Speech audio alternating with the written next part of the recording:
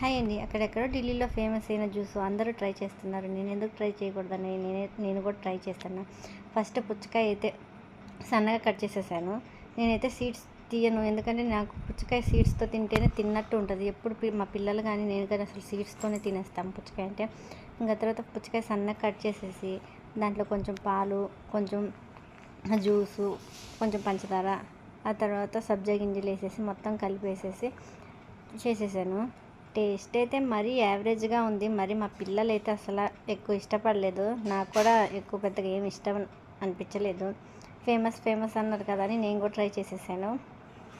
తర్వాత నిన్న మా వారు ఊరికి వెళ్తే మాకు ఇక్కడ పువ్వులు దొరకవని దేవుడికి పువ్వులు తీసుకొచ్చారు. కనీసం నాకు ఇవి ఒక 10 డేస్ వస్తాయి.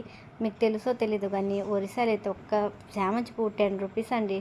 అదే మరీ పండగ అయితే 30 రూపీస్ దాకా ఉంటుంది. ఇంకా అలాగే పిల్లల కోసం అయితే స్వీట్స్ తీసుకొని వచ్చాడు. మీకు నచ్చితే ప్లీజ్ సబ్స్క్రైబ్ చేసుకోరు.